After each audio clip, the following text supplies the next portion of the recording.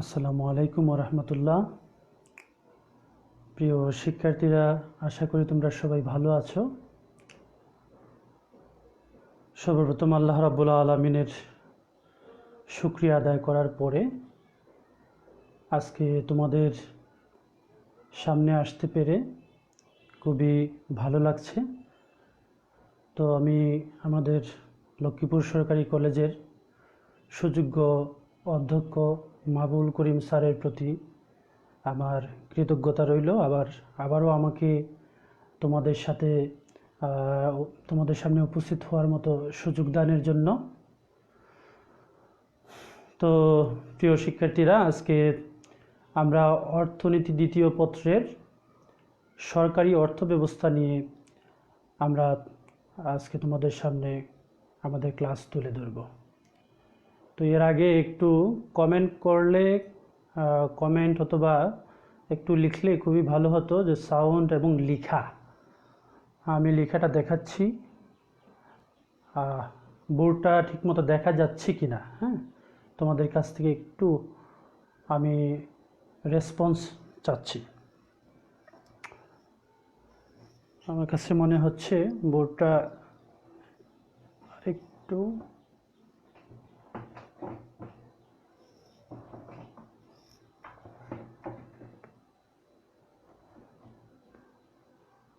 ঠিক আছে। আচ্ছা, তো লাইট একটু বেশি হয়ে গেছে। হ্যাঁ,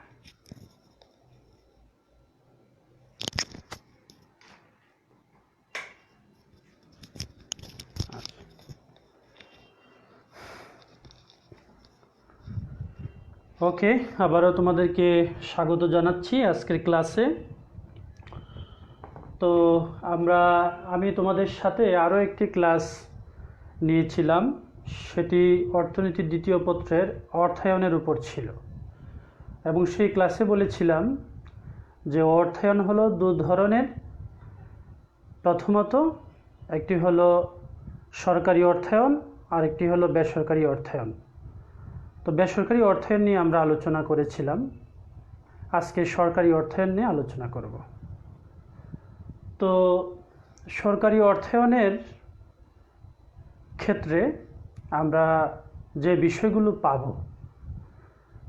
এগুলো আমরা এক নজরে যদি বলি, সরকারের আয় ব্যয়, সরকারের ঋণ, বাজেট এবং সরকারের আয়ের উৎস, ব্যয়ের উৎস, সরকারের আয়ের বিভিন্ন প্রকারভেদ, তেমনিভাবে সরকারের ব্যয়গুলো কী উদ্দেশ্যে সাধিত হয় এবং ব্যয়গুলো কত ধরনের, সেই সম্পর্কিত আলোচনা আজকের লেকচারে থাকবে। তো প্রিয় শিক্ষার্থীরা, তোমরা আজকের যে লেকচারের টাইটেলটা তোমরা দেখতে পাচ্ছ, যে অর্থনৈতিক কর্মকাণ্ড বিষয়ক সরকারি নীতি। অর্থনৈতিক কর্মকাণ্ড বিষয়ক সরকারি নীতি প্রথমত দু ধরনের, একটিকে বলা হয় রাজস্ব নীতি, অন্যটিকে বলা হয় আর্থিক নীতি। রাজস্ব নীতি হলো ফিসকাল পলিসি, আর আর্থিক নীতি হলো মানিটারি পলিসি। অর্থাৎ সরকার যত ধরনের অর্থনৈতিক সিদ্ধান্ত গ্রহণ করে থাকে, এই অর্থনৈতিক সিদ্ধান্তগুলো দু প্রকারের যে কোনো এক প্রকারের মধ্যে পড়বে। তো রাজস্ব নীতি কোনটি? রাজস্ব নীতি বলা হয় সরকারের আয় ব্যয় ও ঋণ সংক্রান্ত নীতিকে বলা হয় রাজস্ব নীতি। যদি আমরা বলি যে রাজস্ব নীতি কি, তাহলে বলবো যে সরকারের আয় ব্যয় ও ঋণ সংক্রান্ত নীতিকে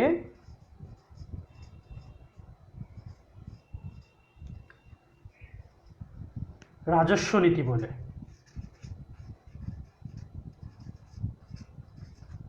বা ফিসকাল পলিসি।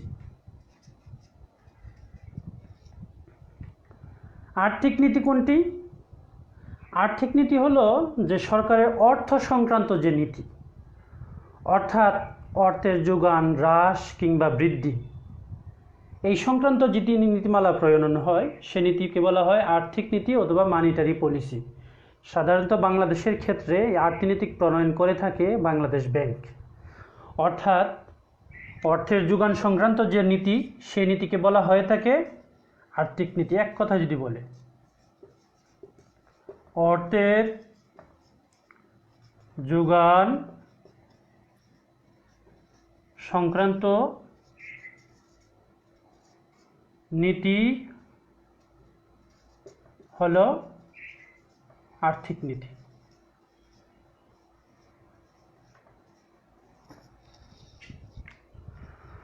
অর্থের যোগান সংক্রান্ত নীতি যদি আর্থিক নীতি হয়ে থাকে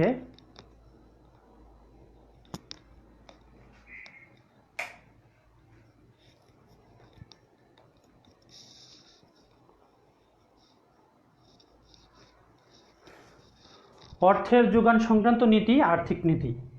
এখন এই দুটি নীতির ক্ষেত্রে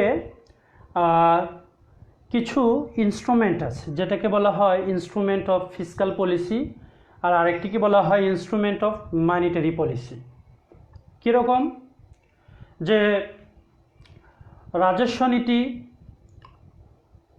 কীভাবে বাস্তবায়ন হয়, যদি আমরা সেটা বলি, যে রাজস্ব নীতি বাস্তবায়নের জন্য যে নীতি গ্রহণ করা হয় সেটি হলো তোমার রাজস্ব নীতির হাতিয়ার। আচ্ছা, আমার বোর্ডটা ছোট হওয়ার কারণে আমি নিচে লিখতে পারছি না, তো তোমরা খাতার মধ্যে একটু লিখে নিবে। লিখে নিলে আমরা এর নিচের অংশে যেটি লিখব সেটা আমি এখানে তুলে ধরছি। তোমাদের খাতা থেকে এটা কাটার দরকার নেই, এর নিচের অংশে লিখবে যে রাজস্ব নীতির হাতিয়ার। রাজস্ব নীতির হাতিয়ার। রাজস্ব নীতির হাতিয়ার কি? অর্থাৎ যে হাতিয়ারের মাধ্যমে রাজস্ব নীতি বাস্তবায়ন করা হয় সেটি হলো রাজস্ব নীতি। তো হাতিয়ারগুলো কি? যেমন কর ও ভর্তুকি। সবচেয়ে জনপ্রিয় যে হাতিয়ারগুলো হলো রাজস্ব নীতির সেটা হলো কর এবং ভর্তুকি। অর্থাৎ কর আরোপের মাধ্যমে, কর হ্রাসের মাধ্যমে, ভর্তুকি প্রদানের মাধ্যমে, ভর্তুকি হ্রাস বৃদ্ধির মাধ্যমে রাজস্ব নীতি বাস্তবায়ন করা হয়। সুতরাং রাজস্ব নীতির হাতিয়ার হলো কর এবং ভর্তুকি। এটা হলো লিখতে পারো যেমন। তেমনিভাবে আর্থিক নীতির তোমার হাতিয়ার কি? আর্থিক নীতির হাতিয়ার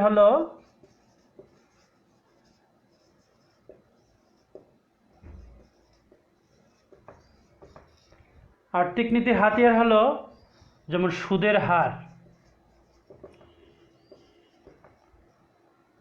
ব্যাংক হার, সুদের হার, ব্যাংক হার। তো এইগুলোকে বলা হয় আর্থিক নীতির হাতিয়ার বা ইনস্ট্রুমেন্ট অফ মানিটারি পলিসি। কিভাবে সুদের হার এবং ব্যাংক হার আর্থিক নীতির হাতিয়ার? সেটি হলো যে সুদের হার এবং ব্যাংক হার এবং এই জাতীয় যে ইনস্ট্রুমেন্ট বা হার রয়েছে সেগুলো হ্রাস বৃদ্ধির মাধ্যমে অর্থের যোগান হ্রাস কিংবা বৃদ্ধি করা হয়। এই জন্য অর্থের যোগান সংক্রান্ত যে হাতিয়ার বা ইনস্ট্রুমেন্ট সেগুলি হলো আর্থিক নীতির হাতিয়ার। তো প্রিয় শিক্ষার্থীরা, একটা জিনিস খেয়াল করবে যে সরকারি নীতি দুই প্রকারের মধ্যে রাজস্ব নীতি আরেকটি হলো আর্থিক নীতি। আর্থিক নীতি সংক্রান্ত যে আলোচনা সেটি তোমরা মুদ্রা ও ব্যাংকিং নামে একটা অধ্যায় রয়েছে, সেই অধ্যায়ে পরবর্তীতে পাবে। আর আজকে আমরা যে বিষয়ে আলোচনা থাকবে বা আলোচনা করব সেটি হলো রাজস্ব নীতি নিয়ে। আমরা প্রথমেই বলছি অধ্যায়ের নাম দিয়েছি সরকারি অর্থ ব্যবস্থা। তো সরকারি অর্থ ব্যবস্থার মধ্যে তোমার রাজস্ব নীতিটাই হলো প্রধান আলোচনার বিষয়। তো আমরা রাজস্ব নীতি থেকে আমরা সরকারি অর্থ ব্যবস্থায় প্রবেশ করব। তো এই অংশটা মুছে ফেললাম। সরকারি অর্থ ব্যবস্থার সংজ্ঞা এখন কি? যদি চ্যাপ্টারের নাম সরকারি অর্থ ব্যবস্থা হয়ে থাকে তাহলে সরকারি অর্থ ব্যবস্থার সংজ্ঞা কি? তো আমরা রাজস্ব নীতি সম্পর্কে জেনে ফেললাম। তো রাজস্ব নীতি সম্পর্কে যদি জেনে থাকি তাহলে রাজস্ব নীতি আসলে সরকারি অর্থ ব্যবস্থার মধ্যে পড়ে। অর্থাৎ সরকারি অর্থব্যবস্থা যদি আমরা বলি, সরকারি অর্থব্যবস্থা কি, তাহলে আসবে যে সরকারি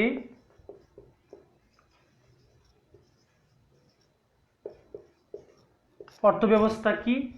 সরকারি অর্থব্যবস্থা হলো সরকারের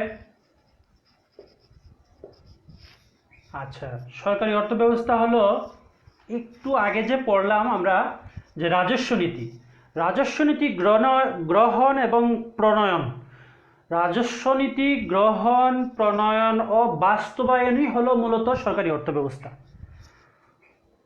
রাজস্ব নীতি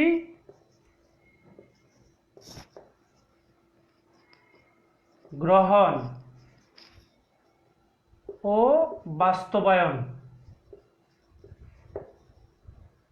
বাস্তবায়নই হলো সরকারি অর্থব্যবস্থা।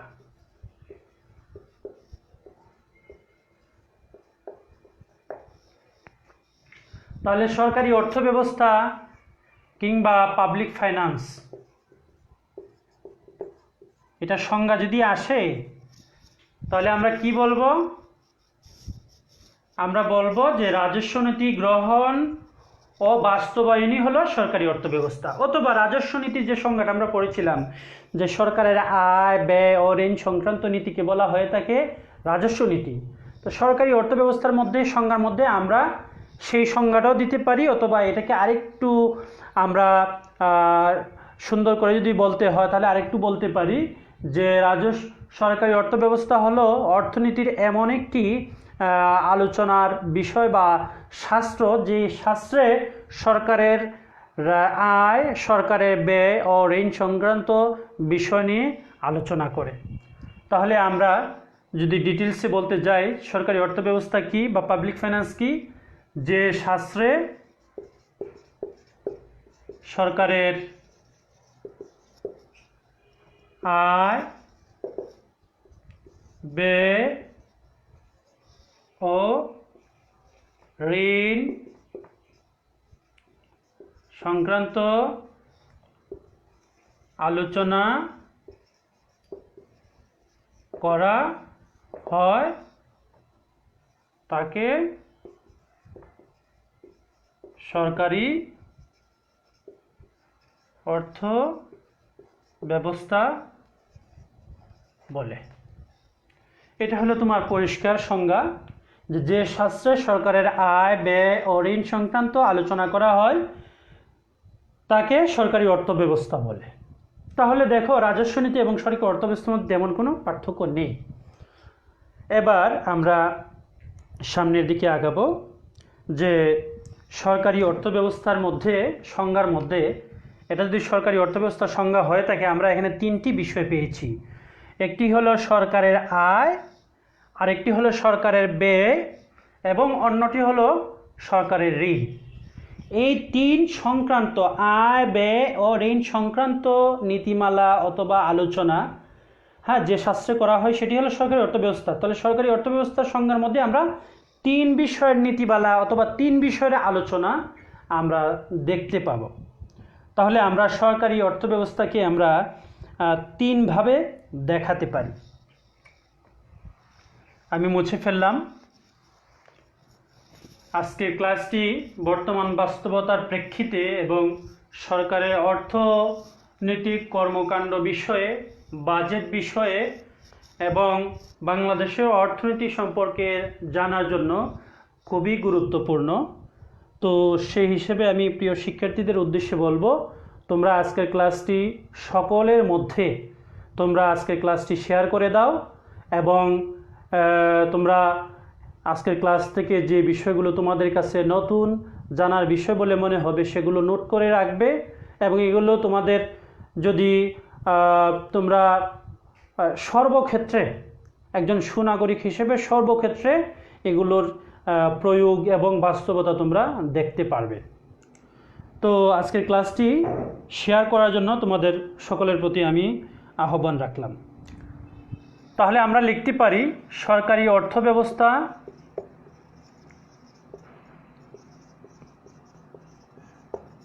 তিন বিষয় নিয়ে আলোচনা করে।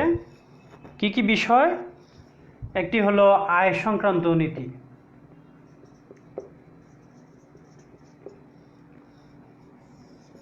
দুই নম্বর হলো ব্যয় সংক্রান্ত নীতি,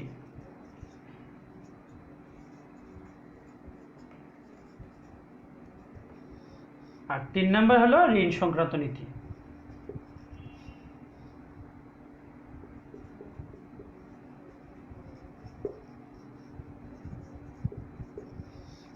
আয় সংক্রান্ত নীতি কি? যেমন সরকারের আয় কিভাবে হবে, কি নীতিমালার আলোকে হবে, সরকারের আয় কিভাবে বাড়বে, অথবা সরকারের আয় কোনো কোনো ক্ষেত্রের আয় কমবে এবং অন্যদিকে কোনো কোনো ক্ষেত্রের আয় বাড়বে। তোমরা জানো সম্প্রতি সরকার মোবাইলে কথা বলার ওপর নতুন করে সম্পূরক শুল্ক আরোপ করেছে। তো এটির উদ্দেশ্য হলো সরকারের যে ব্যয়ের পরিমাণ বেড়েছে সেই ব্যয়ের পরিমাণকে তোমার পূরণ করার জন্য সরকার যে নতুন নতুন খাত অথবা পুরনো খাতের উপর নতুন করে কর আরোপ করা, হ্যাঁ, সেই নীতি থেকেই মূলত সরকার সম্প্রতি মোবাইলে কথা বলার উপর তোমার কর আরোপ করেছে। তো আয় সংক্রান্ত নীতি, এখানে আয় বলতে আমি রাজস্ব আয়কে বলে থাকব। এই আয় সংক্রান্ত যেটি সেটি হলো রাজস্ব আয়, কারণ আয়ের মধ্যে ঋণও পড়ে। তো আয় সংক্রান্ত নীতি অথবা রাজস্ব আয় সংক্রান্ত যে নীতি, এখন এইগুলো যেমন কতগুলো নীতিমালা আছে, যেমন কর নীতিমালা, তারপর তোমার মনে করো যে ঋণ নীতিমালা অবশ্য দুই নম্বরের মধ্যে কর নীতিমালা, তারপর তোমার করের মধ্যে আবার বিভিন্ন প্রকার রয়েছে। সেই বিভিন্ন প্রকারের যেমন প্রত্যক্ষ কর, পরোক্ষ কর অথবা ভ্যাট হলো পরোক্ষ কর, ভ্যাট নীতিমালা। এই নীতিমালা সবগুলি হলো তোমার সরকারি অর্থব্যবস্থার আলোচনার বিষয়। তো আমরা এই রাজস্ব আয়কে আমরা এখন দেখব যে নীতিমালা তো আমরা বুঝলাম যে আয় সংক্রান্ত যে নীতি সেটি হলো রাজস্ব আয়ের নীতিমালা, যা সরকারি অর্থব্যবস্থার মধ্যে পড়ে। ঋণ সংক্রান্ত যে নীতিমালা সেটিও সরকারি অর্থব্যবস্থার মধ্যে পড়ে। ব্যয় সংক্রান্ত নীতিমালা, তো সব নীতিমালার বা নীতির উদ্দেশ্য হলো যে কীভাবে, যেমন রাজস্ব নীতিমালার উদ্দেশ্য হলো অথবা কর নীতিমালার উদ্দেশ্য হলো কিভাবে কর আদায় করা হবে জনগণের কাছ থেকে, অথবা তোমার মনে করো যে বিভিন্ন সুযোগ সুবিধা, দ্রব্য সামগ্রী ও সেবার উপর থেকে কীভাবে রাজস্ব আয় আদায় করা হবে, সেই উদ্দেশ্য হলো তাই। ঋণ সংক্রান্ত নীতিমালা প্রণয়নের উদ্দেশ্য হলো কিভাবে ঋণ সরকার দেশ থেকে নাকি বিদেশ থেকে ঋণ আদায় করবে সেটির সংক্রান্ত নিয়মকানুন, কিন্তু উদ্দেশ্য হলো তোমার ঋণ সংগ্রহ করা। তেমনিভাবে ব্যয় সংক্রান্ত, তাহলে উদ্দেশ্য যদি হয়ে যায় যে রাজস্ব আয়, সরকারের আয় অর্জন করার যে উদ্দেশ্য হয়ে যায়, তাহলে আমরা সেই আয়টা কিভাবে দেখি? সেই আয়টা হলো আমরা যদি বলি তাহলে সেটি হলো তোমার দু ধরনের আয়। রাজস্ব আয়টা হলো দু ধরনের, একটি হলো কর রাজস্ব আর অন্যটি হলো তোমার কর বহির্ভূত রাজস্ব।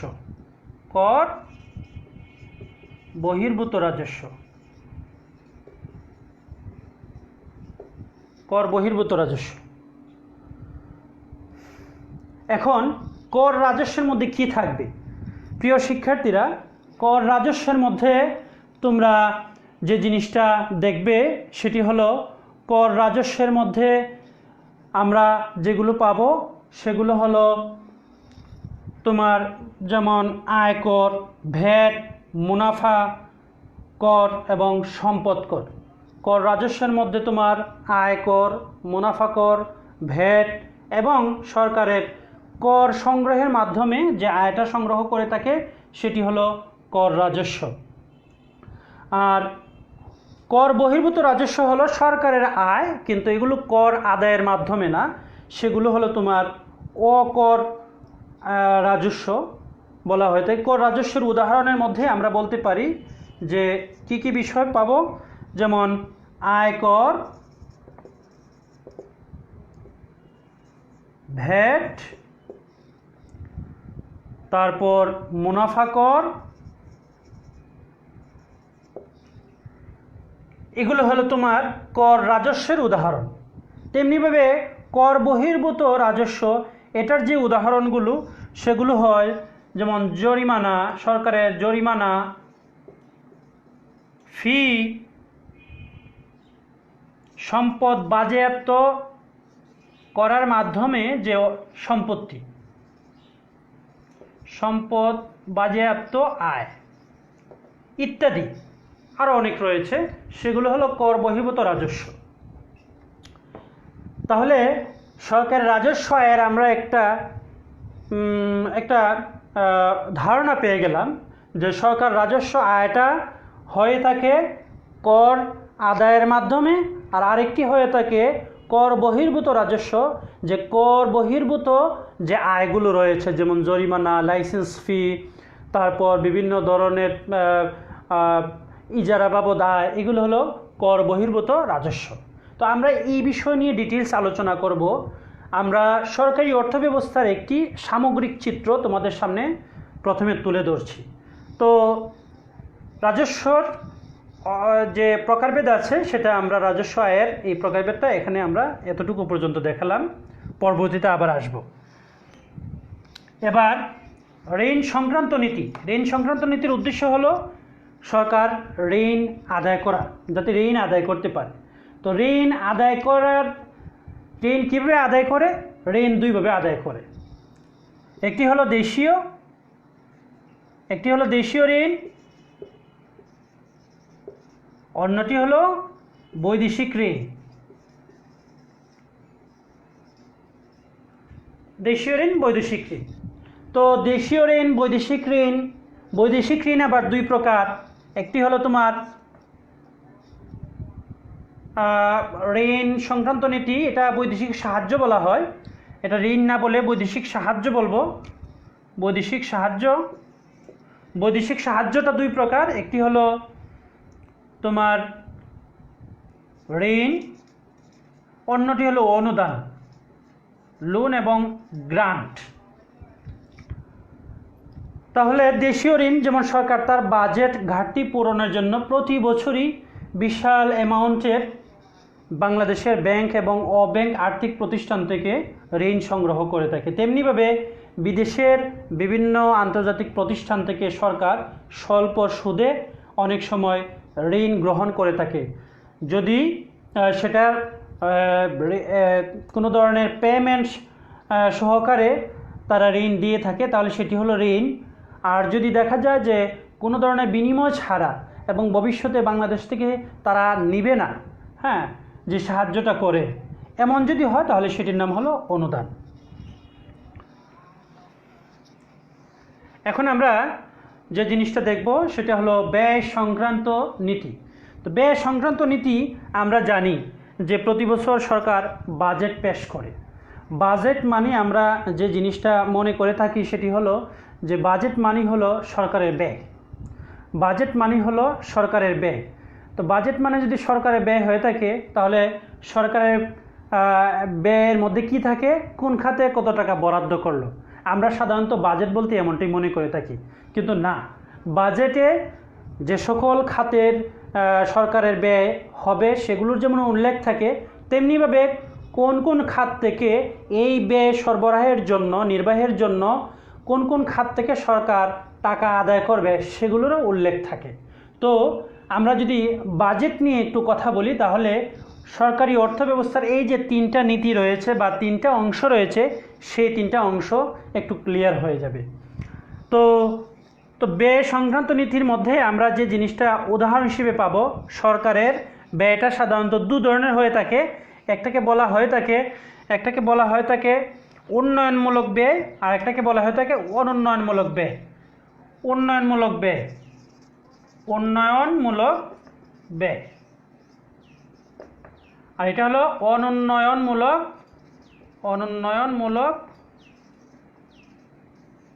ব্যয়। একটা হলো উন্নয়নমূলক আর একটি হলো অনুন্নয়নমূলক।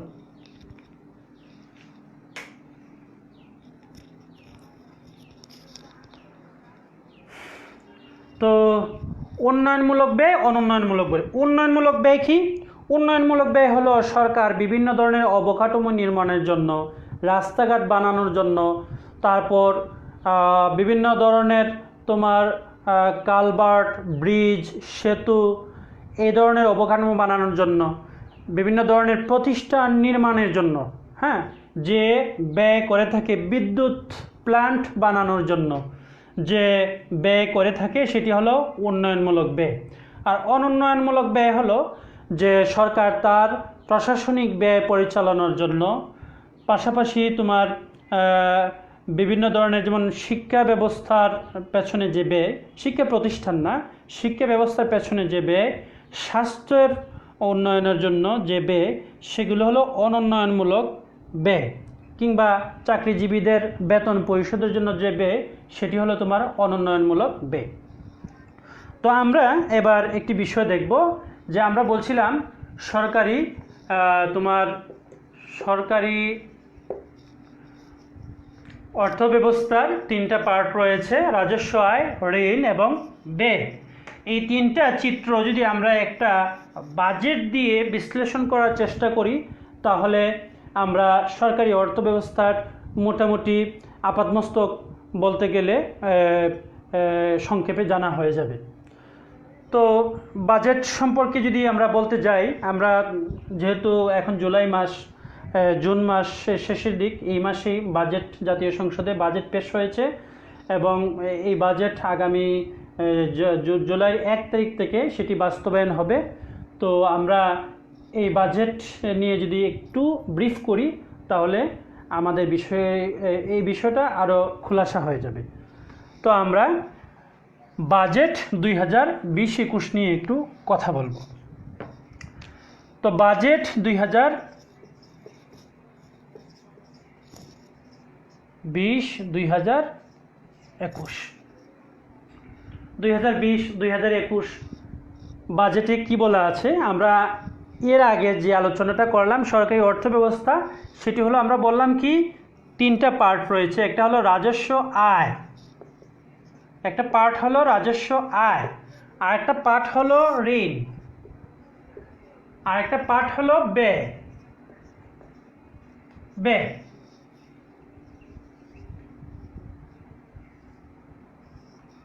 তো আমরা যদি একটু ঘর করে বলি, তাহলে আরেকটু বুঝতে সহজ হবে। তো আমরা দেখব বাজেট যদি আমরা ধরে নিই, যে জিনিসটা আমরা বুঝি যে কত টাকার বাজেট পেশ করা হয়েছে, অর্থাৎ কত টাকা ব্যয় করবে, এটা যদি বলি, তাহলে মোট ব্যয় ধরা হয়েছে তোমার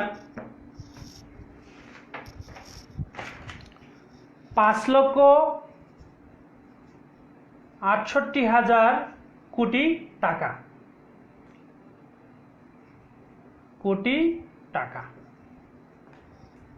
মোট ব্যয় ধরা হয়েছে। তো এই ব্যয়টা আমরা সরকারি অর্থব্যবস্থা আলোচনার মধ্যে, মানে এর আগের যে অংশটা, সেখানে আমরা বলছিলাম ব্যয়টা হলো দু ধরনের, একটা হলো উন্নয়নমূলক, আরেকটা হলো অনুন্নয়নমূলক। তো মোট ব্যয়টা যদি আমরা দুই ভাগে ভাগ করি, একটা হলো উন্নয়নমূলক,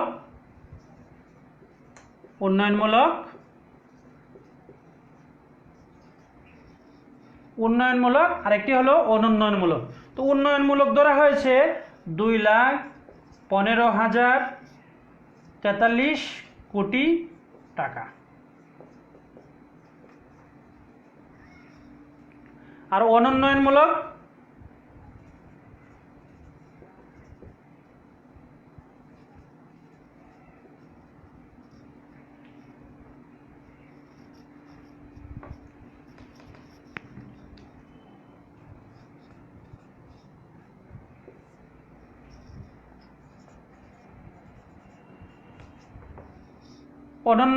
ব্যয় ধরা হয়েছে বাকি টাকা কত?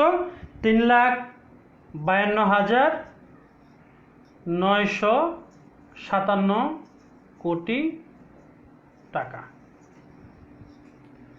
তাহলে আমরা দেখলাম যে বাজেট বলতে যদি মোট ব্যয় ধরা হয়, তাহলে মোট ব্যয় হলো 2020-21 অর্থ বছরে ধরা হয়েছে 5,68,000 কোটি টাকা, উন্নয়নমূলক ধরা হয়েছে 2,15,000 কোটি টাকা, আর অনুন্নয়নমূলক ধরা হয়েছে 3,52,957 কোটি টাকা। এখন আমরা এর ফাঁকে একটা বিষয় বলে নিই, বাজেট দু ধরনের বলা হয়ে থাকে এক চিন্তায়। একটাকে বলা হয় উন্নয়নমূলক বাজেট, আরেকটাকে বলা হয় অনুন্নয়নমূলক বাজেট। তো এটি হলো উন্নয়নমূলক বাজেটের যে ব্যয়। তো উন্নয়নমূলক কর্মকাণ্ড করার জন্য যে বাজেট বরাদ্দ থাকে সেটি হলো উন্নয়নমূলক বাজেট। আর অনুন্নয়নমূলক কাজের জন্য যে দেখা যাচ্ছে যে উন্নয়নমূলক কাজের চেয়ে অনুন্নয়নমূলক কাজের ব্যয় বেশি থাকে, এটাই স্বাভাবিক, এটাই বাস্তব বিষয়। আর উন্নয়নমূলক বাজেটের মধ্যে বা উন্নয়নমূলক ব্যয়ের মধ্যে আরেকটা অংশ আছে, সেটাকে বলা হয় বার্ষিক উন্নয়ন কর্মসূচি। বার্ষিক উন্নয়ন কর্মসূচি, এটির নাম আর একটা হলো এডিপি, অ্যানুয়াল ডেভেলপমেন্ট প্রোগ্রাম। বার্ষিক উন্নয়ন কর্মসূচি বা অ্যানুয়াল ডেভেলপমেন্ট প্রোগ্রাম। এই অ্যানুয়াল ডেভেলপমেন্ট প্রোগ্রামে দেখা যাচ্ছে উন্নয়নমূলক বাজেটের জন্য যে বরাদ্দ, সেই বরাদ্দের বিশাল অংশটাই, মানে এটা মোস্ট প্রবাবলি অ্যাপ্রক্সিমেটলি যে 2,05,000 কোটি টাকা, 5,000 কোটি টাকা হলো তোমার বার্ষিক উন্নয়ন কর্মসূচির জন্য বরাদ্দ। হ্যাঁ, এটা হলো একটা এটা হলো একটা মানে এক ধরনের কর্মসূচি, অ্যানুয়াল ডেভেলপমেন্ট প্রোগ্রাম এক ধরনের কর্মসূচি, উন্নয়নমূলক কর্মসূচি। তো উন্নয়নমূলক কর্মসূচির মাধ্যমে মূলত উন্নয়নমূলক বাজেট বরাদ্দ হয়ে থাকে বা উন্নয়নমূলক ব্যয়গুলো বরাদ্দ হয়ে থাকে। এখন আমরা বলছিলাম বাজেটের তিনটা অংশ থাকে, যে এই যে 5,68,000 কোটি টাকা ব্যয় করবে সরকার, এই টাকাটা সরকার দুইভাবে সংগ্রহ করবে। একটি হলো রাজস্ব আয় আদায়ের মাধ্যমে, আর একটি হলো ঋণ আদায়ের মাধ্যমে। তো আমরা এবার দেখব রাজস্ব আয়, এই যে 5,68,000 কোটি টাকা সংগ্রহের জন্য সরকার কী ধরনের প্ল্যান করেছে, যে এটা কীভাবে সংগ্রহ করবে। তো সংগ্রহের দিক থেকে যদি আমরা বলি, আমরা বলছিলাম রাজস্ব আয়টা হলো দু ধরনের, একটা হলো কর রাজস্ব আর একটি হলো কর বহির্ভূত রাজস্ব। কর রাজস্বে বলা আছে কর রাজস্ব, কর রাজস্ব থেকে বলা আছে তোমার টার্গেট ধরা হয়েছে 3,45,000 কোটি টাকা। 3,45,000 কোটি টাকা ধরা হয়েছে কর রাজস্ব। আর কর বহির্ভূত রাজস্ব, কর বহির্ভূত রাজস্ব ধরা হয়েছে তোমার 33,000 কোটি টাকা।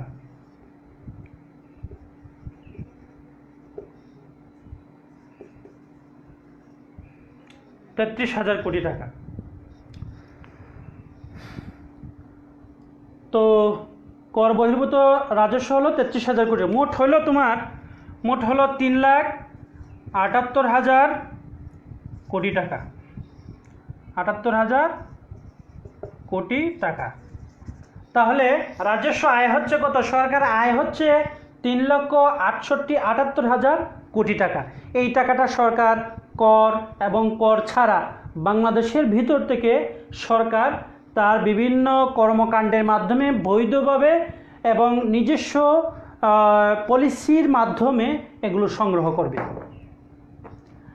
তাহলে 5,68,000 কোটি টাকা থেকে যদি আমি 3,78,000 কোটি টাকা বাদ দিলে যে অংশটা পাই সেটি হলো তোমার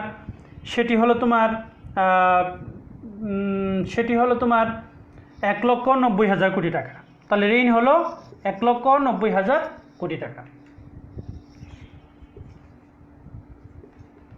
এটাকে যদি আমরা আরেকটু লিখি যে দেশীয় ঋণ কত আর বৈদেশিক ঋণ কত, তো আমরা এটাকে বলবো যে দেশীয়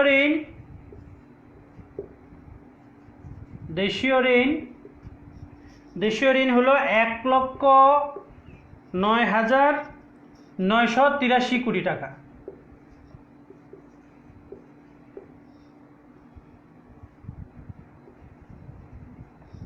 আর বৈদেশিক ঋণ হলো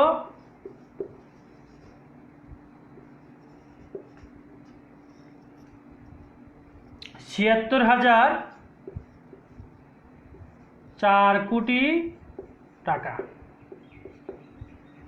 আর অনুদান হলো তোমার বৈদেশিক অনুদান হলো তোমার 4,013 কোটি টাকা।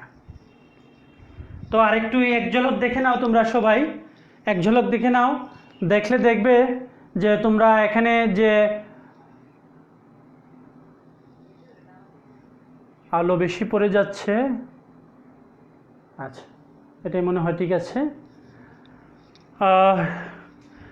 তো আমরা সরকারি অর্থব্যবস্থার সাথে যদি বিষয়টি মিলাই, তাহলে সরকারি অর্থব্যবস্থার সাথে বিষয়টা মিলালে দেখা যাচ্ছে 2020 এবং 21 সালের যে বাজেট, সেই বাজেটের ব্যয় ধরা হয়েছে 5,68,000 কোটি টাকা, এবং এই ব্যয়ের রাজস্ব আয়ের মাধ্যমে অর্জন করবে সরকার 3,78,000 কোটি টাকা, আর বাকি যে টাকাটা সেটা অনুদান এবং ঋণ হিসেবে গ্রহণ করবে। তো দেশীয় ঋণ হিসেবে গ্রহণ করবে তোমার 1,09,983 কোটি টাকা। এই দেশীয় ঋণটা সরকার দুইভাবে গ্রহণ করে, একটা হলো ব্যাংক খাত থেকে, আর একটা হলো অব্যাংক খাত, যেমন মনে করো যে সরকারের সঞ্চয়পত্র রয়েছে, সঞ্চয়পত্র থেকে সরকার বিভিন্ন ধরনের স্কিম রয়েছে, স্কিম থেকে সরকার সংগ্রহ করতে পারে, এগুলোকে বলা হয় অব্যাংক প্রতিষ্ঠান। তো এই দুইটার সমন্বয়ে সরকার আদায় করবে 1,09,983 কোটি টাকা। আর বৈদেশিক ঋণ সরকার গ্রহণ করবে বিভিন্ন প্রতিষ্ঠান এবং দেশ থেকে 76,000 কোটি টাকা। আর অনুদান, যেটার বিনিময় দিতে হবে না, সাহায্য যেটাকে আমরা বুঝে থাকি, সেটি হলো 4,013 কোটি টাকা। এখন কখন বাজেট, সমালোচকরা বলে বাজেট কখন বাস্তবায়ন হয় না, বাস্তবায়ন হয় না এই তিন খাতের কোনো এক অংশে যদি ঘাটতি থাকে তাহলে বাজেট 100% বাস্তবায়ন হয় না। যেমন রাজস্ব আয় যদি সঠিকভাবে আদায় না হয়, 3,78,000 কোটি টাকা যদি আয় না হয়, হ্যাঁ, দেখা যাবে অনেকে কর ফাঁকি দিচ্ছে, কর বহির্ভূত খাত থেকে তোমার মনে করো রাজস্ব আদায় সব খাত থেকে সম্ভব হচ্ছে না, এইভাবে যে টার্গেট করা হয়েছে সে টার্গেট অনুযায়ী টাকা আদায় করতে পারে না। সুতরাং যদি টাকা আদায় না করতে পারে, টাকা সরবরাহ করবে কীভাবে? হ্যাঁ, তাহলে এটার ব্যর্থতা থেকে বাজেট বাস্তবায়নে প্রবলেম দেখা দিতে পারে। তেমনিভাবে ঋণ যদি সঠিকভাবে আদায় না করতে পারে, সংগ্রহ না করতে পারে, হ্যাঁ, বিদেশ থেকে প্রতিশ্রুতি অনুযায়ী যে ঋণ পাওয়ার কথা ছিল সেটি পাওয়া যায়নি, এমন যদি হয় তাহলে ঋণ সংগ্রহে জটিলতা দেখা দিবে। আর জটিলতা দেখা দিলে তোমার মনে করো ব্যয়ের জন্য যে বরাদ্দ সে টাকাটা সরকার সংস্থান করতে পারবে না। আবার ব্যয়ের যে টার্গেট করা হয়েছে, এই ব্যয়টা যদি যথোপযুক্ত জায়গায় যথাভাবে যদি ব্যয় না করে, ঠিক আছে, তাহলে তোমার বাজেট সঠিকভাবে বাস্তবায়ন হবে না। তাহলে আমরা একটা বছরের বাজেট নিয়ে যদি কথা বলি তাহলে সরকার অর্থব্যবস্থা পরিপূর্ণভাবে চলে আসে। এবার আমরা যে জিনিসটা দেখব যে রাজস্ব, আমরা বলছিলাম রাজস্ব আয়ে আমরা ডিটেলস আসব। তার আগে আমরা যে জিনিসটা বলবো সেটা হলো সরকার কেন এত টাকা ব্যয় করবে। আমরা অনেক সময় বুঝে থাকি যে জাতীয় আয় এবং বাজেট এই দুটি মনে হয় একই জিনিস। না, জাতীয় আয় হলো একটা সামগ্রিক, যেখানে সরকার, তারপর তোমার হলো যে প্রাইভেট প্রতিষ্ঠান, ব্যক্তি সবাই ইনক্লুডেড থাকে, তাদের দ্রব্য সামগ্রীর মূল্যটা সেখানে যোগ হয়ে থাকে, সেটি হলো জাতীয় আয়। আর সরকারের যে বাজেট, সেই বাজেট হলো একটা বছরের জন্য সরকার কি পরিমাণ খরচ করতে চাচ্ছে সেটার একটা প্রাক্কলিত হিসাব। সুতরাং বাজেট এবং জাতীয় আয় কখনো এক নয়। তেমনিভাবে জাতীয় ব্যয় এবং সরকারের ব্যয় এটাও এক নয়। তো তারপরও একটা দেশের পেছনে মূলত একটা অ্যাপেক্স বডি হিসেবে, শীর্ষস্থানীয় তোমার প্রতিষ্ঠান হিসেবে যারা দেশের স্বার্থে এবং দেশকে এগিয়ে নেওয়ার জন্য কাজ করে থাকে, সেটি হলো সরকার। তো সরকারের ব্যয়টা এককভাবে বেশি হওয়ার কারণে এই জিনিসটা বেশি আলোচনার গুরুত্ব রাখে। তো আমরা এবার দেখব সরকারি ব্যয়ের উদ্দেশ্য কী। সরকারি ব্যয় তো আমরা জানলাম যে সরকারি ব্যয় কী। এখন আমরা যদি বলি সরকারি ব্যয়ের উদ্দেশ্য, সরকারি ব্যয়ের উদ্দেশ্য কী? সরকারি ব্যয়ের উদ্দেশ্য আমরা জানি যে আমাদের অর্থনৈতিক উন্নয়নের জন্য, মানব সম্পদ উন্নয়নের জন্য, জনকল্যাণের জন্য, জননিরাপত্তার জন্য, আইন শৃঙ্খলা রক্ষার জন্য, দেশের সার্বভৌমত্ব রক্ষা করার জন্য সরকারের প্রশাসনিক ব্যয় নির্বাহের জন্য যে ব্যয় করে থাকে সেই ব্যয় করাটাই হলো সরকারি ব্যয়ের উদ্দেশ্য। এগুলোকে আগায় নেওয়ার জন্য, উন্নয়নের জন্য সরকার বিভিন্ন ধরনের ব্যয়মূলক কর্মকাণ্ড করে থাকে। তো আমরা তারপর যদি তালিকা করতে চাই তাহলে বলবো সরকার আমরা যদি উদ্দেশ্য লিখতে চাই, যেহেতু তোমরা শিক্ষার্থী এবং তোমাদের ফর্মালি একটা পরীক্ষায় উত্তীর্ণ হতে হয়, সেই হিসেবে তোমাদের অবশ্যই লিখিতভাবে বিষয়গুলো জানা উচিত। তো সরকারি ব্যয়ের উদ্দেশ্য আমরা যদি লিখি বলি তাহলে একটা হলো যে অভ্যন্তরীণ শৃঙ্খলা রক্ষার জন্য, অভ্যন্তরীণ শৃঙ্খলা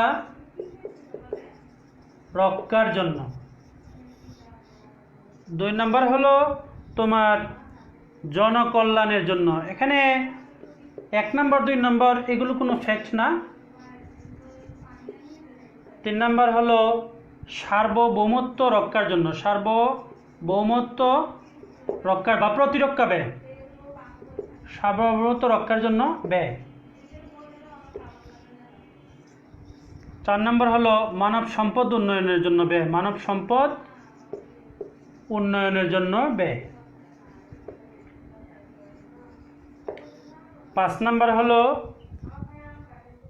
নম্বর হলো তোমার শিক্ষা খাতের উন্নয়নের জন্য ব্যয়, শিক্ষা খাতের উন্নয়ন। 6 হলো স্বাস্থ্য সুরক্ষার জন্য বা স্বাস্থ্য খাতের উন্নয়ন। হ্যাঁ, এইভাবে তোমার আমরা যদি পরেগুলো লিখি তাহলে যেমন অবকাঠামোর জন্য, যেটা বড় একটা উদ্দেশ্য হয়ে থাকে, অবকাঠামো উন্নয়নের জন্য, অবকাঠামো উন্নয়নের জন্য। 8 নম্বর হলো সামাজিক নিরাপত্তা বেষ্টনী। সামাজিক নিরাপত্তা বেষ্টনীটা একটা মানে বাস্ট বিষয়, যে সামাজিক নিরাপত্তার বেষ্টনীর মধ্যে তোমার সরকারের বিভিন্ন আর্থিক কর্মসূচি ঘোষিত থাকে, যে তোমার যে আর্থিক কর্মসূচির মধ্যে বিশেষ করে সমাজের পিছিয়ে পড়া যে লোকজন রয়েছে অথবা যারা সিজনাল বেকার হয় তাদের জন্য, এবং সমাজের পিছিয়ে পড়া বিভিন্ন সম্প্রদায় রয়েছে তাদের জন্য। তেমনিভাবে জনসংখ্যার একটা বড় অংশ হলো বয়স্ক মানুষদের মানে কথা চিন্তায় রেখে যে কর্মসূচি গ্রহণ করা হয় সেটি সামাজিক নিরাপত্তা বেষ্টনী বলা হয়ে থাকে। তেমনিভাবে তোমার জাতীয় আয় বৃদ্ধির জন্য হ্যাঁ সরকারি ব্যয়ের উদ্দেশ্য, সরকারি ব্যয় সরকার ব্যয় করে থাকে। তারপর 10 নম্বর হলো তোমার অর্থনৈতিক বিভিন্ন খাতের উন্নয়ন, অর্থনৈতিক বিভিন্ন খাতের উন্নয়ন ইত্যাদি উদ্দেশ্যে সরকার ব্যয় সাধন করে থাকে। তো আমরা এটা জানি অবশ্য সবাই, তারপরেও যেহেতু তোমাদেরকে লিখতে হবে লিখে দেওয়া হলো। তো এগুলো কিছু বিষয় আছে, এগুলো তোমরা বই থেকে পয়েন্টগুলো পেয়ে যাবে। তো আরও অনেক পয়েন্ট রয়েছে, তোমরা সেই পয়েন্টগুলো বই থেকে দেখে নিবে। তো এবার আমরা বলবো যে এই উদ্দেশ্যে সরকার প্রতি বছর বাজেট পেশ করে থাকে এবং সরকার বিশাল অংশ অ্যামাউন্টের অর্থ খরচ করে থাকে। আমাদের মনে হতে পারে সরকার তোমার এই টাকা খরচ করবে এই উদ্দেশ্যে, সরকার তো নিজেই টাকা বানাতে পারে, তাহলে জনগণের কাছ থেকে ট্যাক্স বা কর আদায়ের মানে দরকার কি?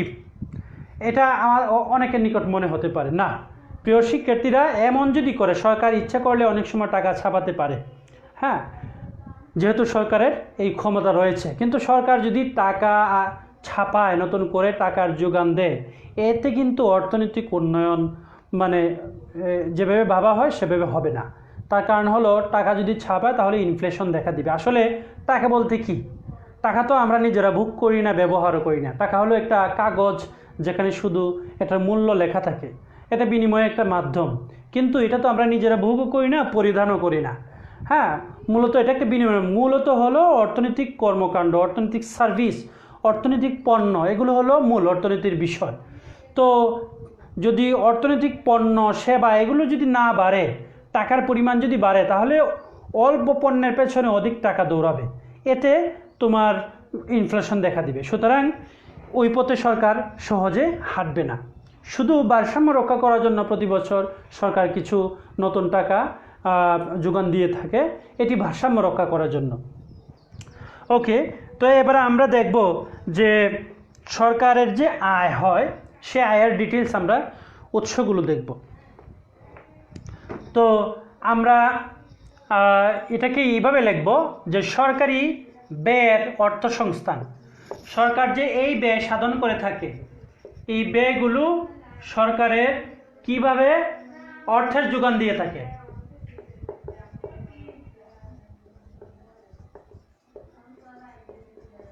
অর্থের যোগান, তো আমরা প্রথমে বলছিলাম অর্থের যোগানটা কিভাবে দিয়ে থাকে। সরকার ঋণ আদায়ের মাধ্যমে দিয়ে থাকে এবং কর আদায়ের মাধ্যমে দিয়ে থাকে। তো ওই জিনিসগুলোই এখন আমরা আবার একটু নতুন করে তোমাদের সামনে তুলে ধরার চেষ্টা করব। সেটি হলো এটা অর্থসংস্থানটা দুই ধরনের হয়ে থাকে। একটি হলো তোমার রাজস্ব আয়, আর একটি হলো তোমার অরাজস্ব আয়। নাম দেব আমরা এখানে অরাজস্ব আয়। অরাজস্ব আয়, তো রাজস্ব আয়টা তোমার এখন কিভাবে আদায় করে থাকে। আমরা রাজস্ব আয়ের পরিমাণ বলছিলাম, রাজস্ব আয়টা আমরা বলছিলাম দু ধরনের। একটি হলো তোমার কর রাজস্ব, আর একটা বলছিলাম কর বহির্ভূত রাজস্ব অথবা অকর রাজস্ব। আর অরাজস্ব আয়টা আমরা বলছিলাম ঋণ এবং অনুদান। এটা আমরা বলছিলাম ঋণ এবং অনুদান। ঋণ ও অনুদান।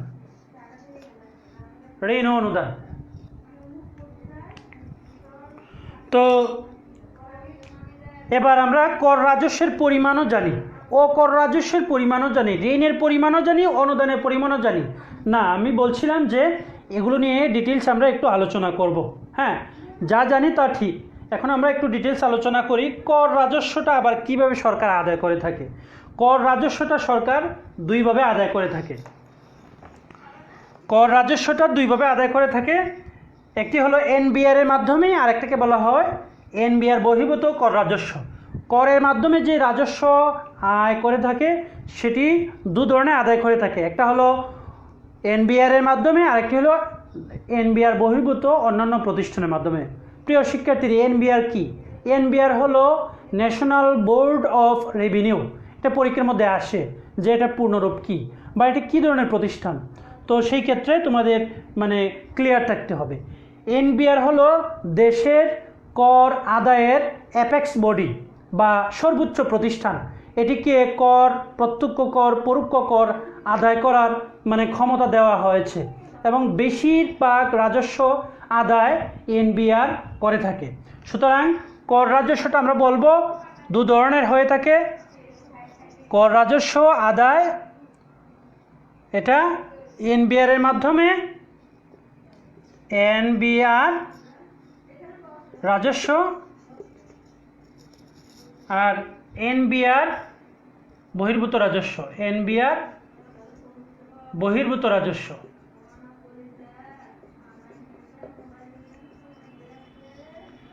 এনবিআর রাজস্ব কি? এনবিআর রাজস্ব কি? এনবিআর রাজস্ব হলো তোমার যে সরকার যে আমাদের কাছ থেকে আয় কর গ্রহণ করে, যেমন আয়কর, মুনাফা কর,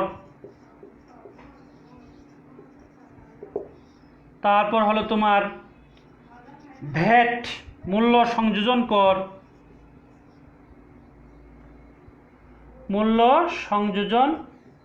কর, তারপর হলো তোমার আবগারি শুল্ক, আমদানি শুল্ক,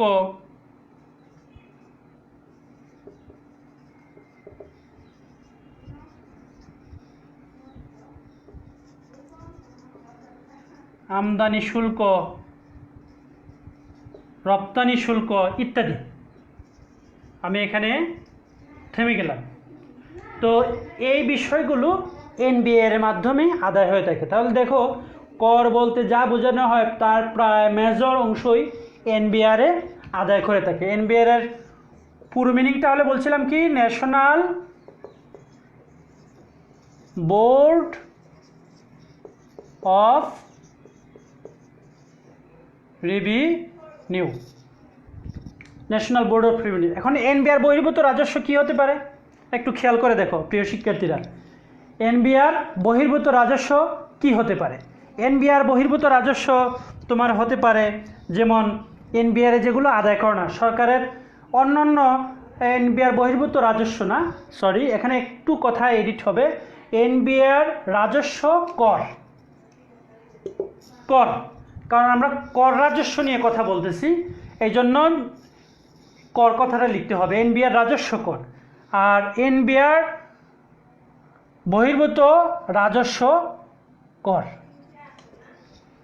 তাহলে কি হতে পারে, যে অন্যান্য যে প্রতিষ্ঠানগুলো রয়েছে যারা কর আদায় করে, যেমন মনে করো আমরা যদি বলি যেমন মাদক শুল্ক একটা আছে, মাদক শুল্ক, মাদক শুল্ক, তেমনিভাবে যানবাহন শুল্ক, যানবাহন শুল্ক, তেমনিভাবে আমরা বলতে পারি যে ভূমি রাজস্ব, ভূমি রাজস্ব। তো এই ভূমি রাজস্ব, যানবাহন শুল্ক, মাদক শুল্ক, এই জাতীয় শুল্কগুলো এনবিআর আদায় করে না। এগুলো আদায় করে যেমন মাদক শুল্ক আদায় করে মাদক নিয়ন্ত্রণ অধিদপ্তর, যানবাহন শুল্ক আদায় করে বিটিআরএ, হ্যাঁ, Bangladesh road and transport authority, সেটি যানবাহন শুল্ক আদায় করে।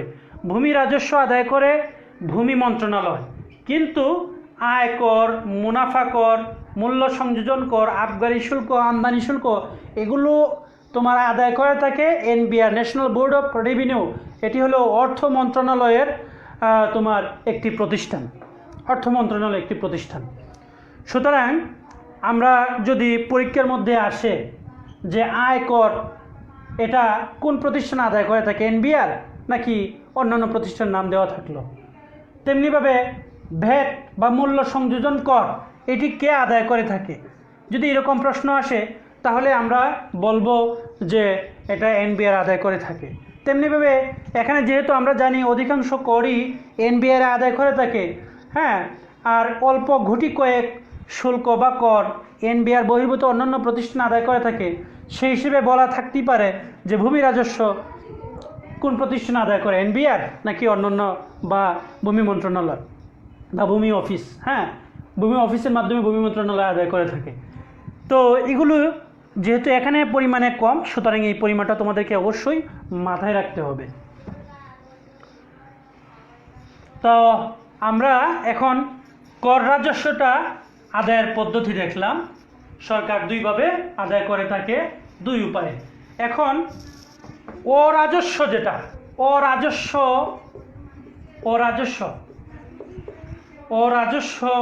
তোমার কর রাজস্ব, কর রাজস্বের মধ্যে আমরা বলছিলাম কর রাজস্ব দু ধরনের, একটি হলো তোমার রাজস্ব আয় হলো দু ধরনের, আমরা বলছিলাম রাজস্ব আয় হলো দু ধরনের, একটা হলো কর রাজস্ব আর একটা হলো অরাজস্ব। কর রাজস্বটা বলছিলাম দুইভাবে আদায় হয়, একটা হলো এনবিআর এর মাধ্যমে, আরেকটি হলো এনবিআর বহির্ভূত অন্যান্য প্রতিষ্ঠান। এখন রাজস্ব আয়টা যদি আমরা দুইভাবে বলি, যেমন আমরা বলছিলাম রাজস্ব আয়টা দুইভাবে আদায় করে থাকে, রাজস্ব আয় দুইভাবে, একটা হলো কর রাজস্ব, আরেকটা হলো অকর রাজস্ব। তো অকর রাজস্বটা তোমার অকর রাজস্ব কি, কর রাজস্ব নিয়ে আমরা কথা বলে ফেলছি, সুতরাং এখন অকর রাজস্ব নিয়ে কথা বলবো। অকর রাজস্ব হলো যেমন সরকার কর না, সরকারের কর না, সরকারের বিভিন্ন আয় আছে, কর ছাড়াও সরকারের আয় আছে। আমরা তোমাদের যে জাতীয় বাজেট 2020-21-এর মধ্যে দেখিয়েছিলাম সরকার কর রাজস্ব ছাড়াও প্রায় 33,000 কোটি টাকা আদায়ের একটা টার্গেট ঠিক করেছে। তো সেগুলো হলো অকর রাজস্ব।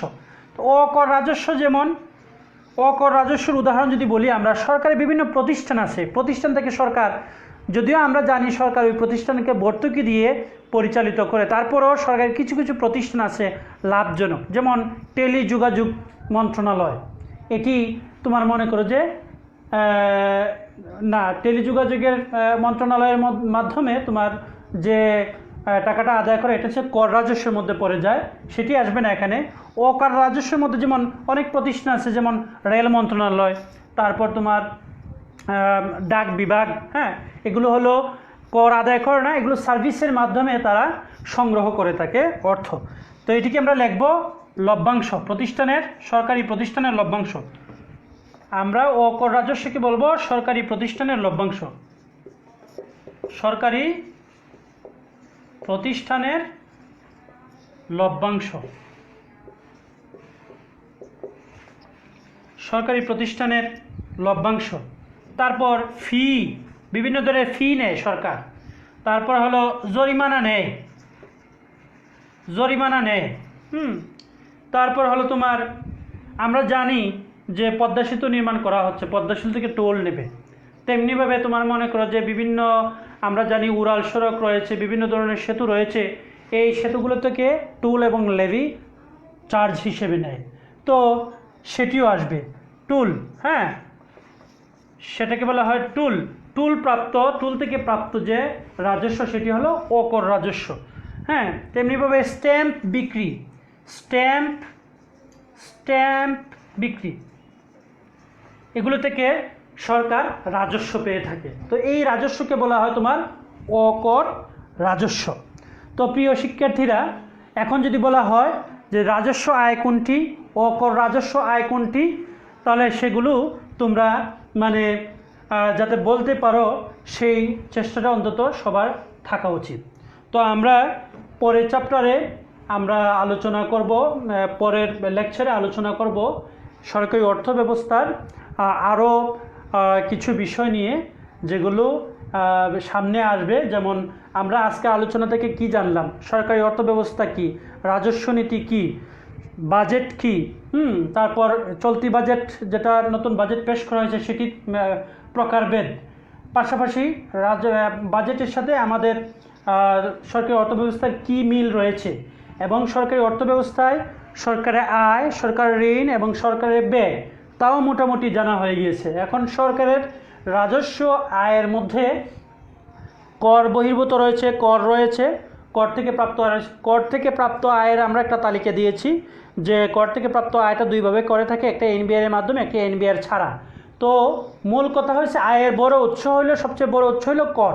তো কর নিয়ে আমাদের, কর এবং ঋণ নিয়ে আমাদের আরেকটি লেকচার থাকবে। তো সেই লেকচারটা তোমরা মানে সেই লেকচারের আমন্ত্রণ রইল যে সবাই সেই লেকচারটার অপেক্ষায় থাকবে, এবং সেই পর্যন্ত তোমরা সবাই ভালো থাকবে, সুস্থ থাকবে। পরিশেষে তোমাদের জন্য শুভকামনা এবং দোয়া প্রার্থনা করে আজকের মতো এখানেই আমাদের ক্লাস শেষ করলাম। আসসালামু আলাইকুম ওয়া রাহমাতুল্লাহ।